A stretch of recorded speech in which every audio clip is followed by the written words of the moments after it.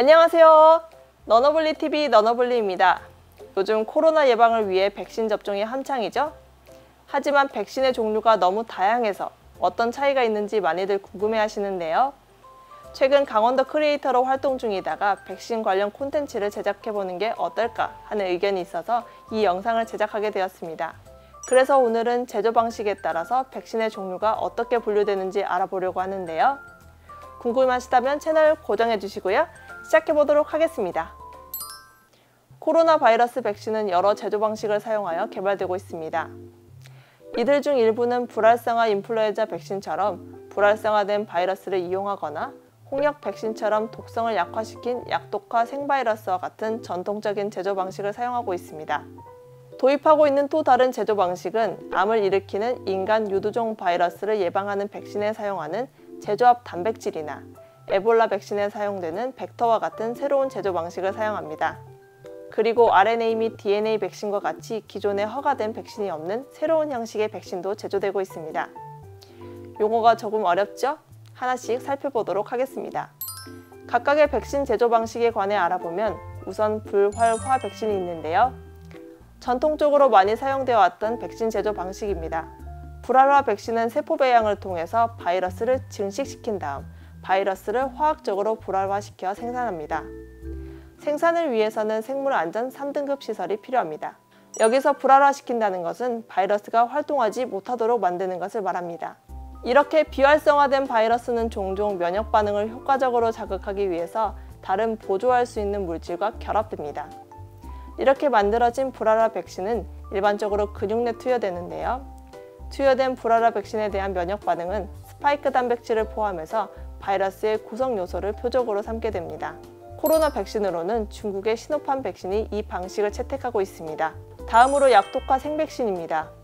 약독화 생백신은 자연적으로 존재하는 야생양 바이러스를 유전적으로 조작해서 약화시킨 개체를 생산하는 방식으로 제조됩니다.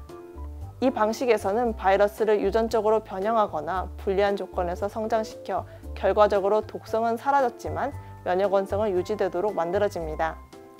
이렇게 약화된 바이러스는 면역 반응을 생성하기 위해서 감염된 사람의 체내에서 복제되기는 하지만 질병을 일으키지는 않습니다. 약독화된 생백신은 바이러스의 여러 구성 요소에 대한 체액성 및 세포성 면역을 모두 자극할 수 있는데요. 다만 약독화 생백신은 안전성 문제가 하나 있습니다. 바로 이 약화시킨 바이러스가 다시 야생양 바이러스로 돌아가 버리거나 다시 독성을 가지도록 유전자가 재조합되는 현상이 발생할 수 있습니다. 코로나 백신의 경우에도 몇 가지 약독화된 생백신이 전 임상 개발 단계에 있지만 아직 임상까지 간 제품은 없습니다. 다음으로는 제조합 단백질 백신입니다. 미국 노바백스가 현재 이 방식으로 백신을 개발 중인데요. 제조합 단백질 백신은 곤충, 포유류 세포, 효모세포 및 식물과 같은 다양한 매개체 중 하나에서 발현시킨 바이러스 단백질로 구성됩니다. 이러한 백신은 일반적으로 근육 내 투여되는데요. 제조합 단백질 백신의 장점으로는 살아있는 바이러스를 복제시키지 않아도 바이러스에서 발견되는 단백질을 얻을 수 있다는 점입니다. 개발 중인 코로나19 제조합 백신은 제조합 스파이크 단백질 백신, 제조합 수용체 결합 도메인 백신, 바이러스 유사 입자 백신이 있습니다. 다음으로 벡터 백신이 있습니다. 이 형태의 백신은 아스트라제네카와 얀센 백신이 있는데요. 이 유형의 백신은 벡터가 복제 가능한지 아닌지에 따라서 세부적으로 나뉩니다. 여기서 벡터는 DNA 조각을 전달해주는 운반체를 말합니다. 이 벡터를 만드는 방법은 바이러스의 단백질 일부를 발현할 수 있는 유전자를 준비한 뒤에 안정적이면서 인체에 무해한 다른 바이러스에 끼워 넣어서 만들게 됩니다. 우선 복제 불능 벡터 백신은 면역 표적이 되는 바이러스 단백질을 발현하도록 설계된 생체 내에서 복제되지 않도록 의도되어 만들어진 다른 벡터 바이러스를 사용합니다. 벡터 바이러스 후보는 아데노바이러스 벡터를 많이 사용하지만 다른 벡터에서는 변형 백신이아 앙카라, 인간 파라인플루엔자 바이러스, 인플루엔자 바이러스, 아데노 관련 바이러스, 샌다이 바이러스가 포함됩니다. 코로나 백신으로는 아스트라제네카와 얀센이 이중 아데노바이러스를 이용해 백신을 제조하고 있습니다. 개발 중인 대부분의 복제불능 벡터 백신은 근육 내 투여하게 됩니다. 이와 유사하지만 조금 다른 복제 가능한 벡터 백신이 있는데요. 복제 가능 벡터를 사용하면 백신을 접종한 개인 내에서 복제되어 면역 반응을 촉발하기 때문에 복제 불능 팩터를 사용할 때보다 종종 더 강력한 면역 반응이 발생합니다. 여러 복제 가능한 벡터 백신이 초기 단계 임상 실험에 있습니다. 마지막으로 비활성화된 바이러스를 이용한 벡터 백신이 있는데요. 앞에 두 종류는 벡터가 복제 가능한가 아닌가로 나뉘지만 이 비활성화된 바이러스 벡터는 표적 단백질을 발현하도록 조작되기는 했지만 그 바이러스 자체가 비활성화되어 있습니다. 때문에 면역이 손상된 숙주에서도 주입된 바이러스가 복제되지 못하기 때문에 더 안전합니다. 비활성화 바이러스 벡터 코로나19 백신은 아직 전임상 개발 단계에 있습니다. 다음으로는 DNA 백신입니다.